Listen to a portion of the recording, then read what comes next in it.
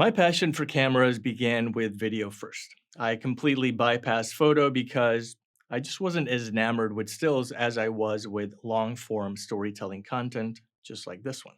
Fast forward to a few years ago, where I thought to myself that I can still take pictures and still tell a story. And that, my friends, is the basis for today's video. I'm going to be discussing why storytelling helped me go viral on Facebook and how it also can help you do the exact same thing.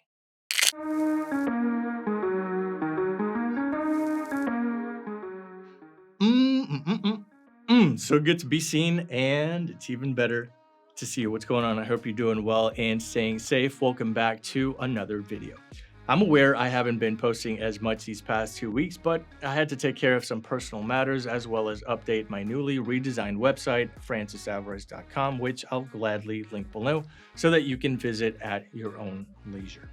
As most of you know, street photography is kind of my jam. It's where I tend to gravitate to because it allows me to unwind, exercise my creativity, and is total therapy for me.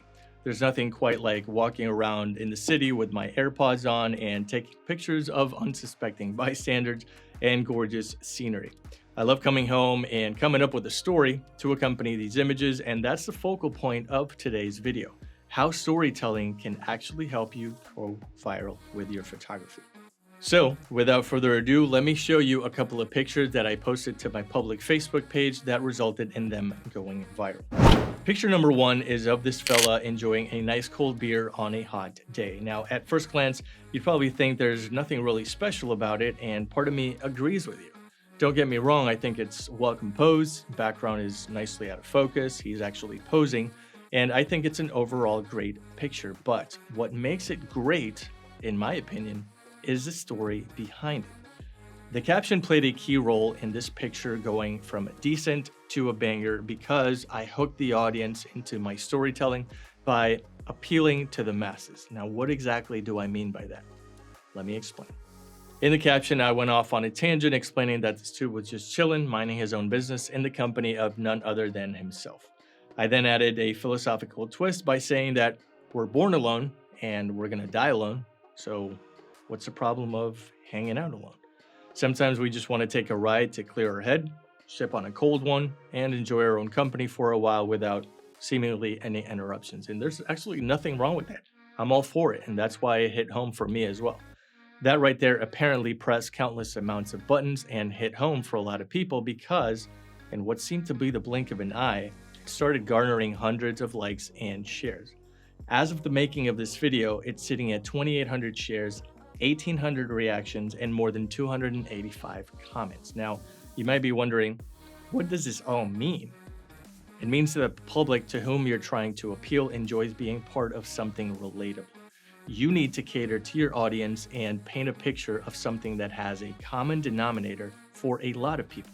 I think that story made the difference and took that seemingly okay picture to new heights.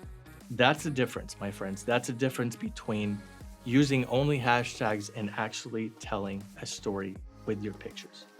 Picture number two is of this elderly street performer going to town on his sax in hopes of foot traffic tipping him for his lovely melodies. I was so blown away by his skill set that I couldn't leave the area without getting all artsy-fartsy.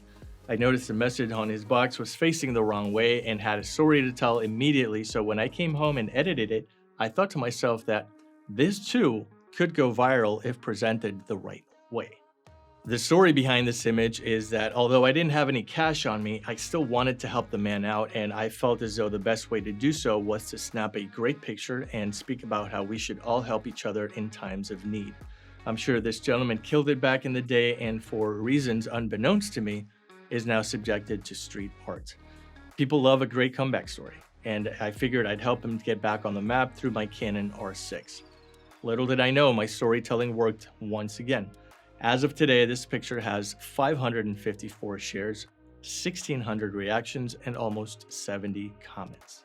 Fun fact, not only did it go viral, but it actually made it to a local influencer's page who was moved by the story and paid him a visit while adding a video of her own.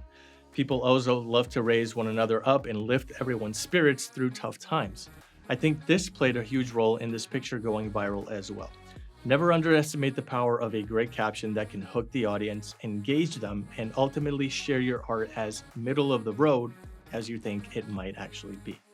Finally, picture number 3 is of this elderly homeless man taking a nap on the sidewalk.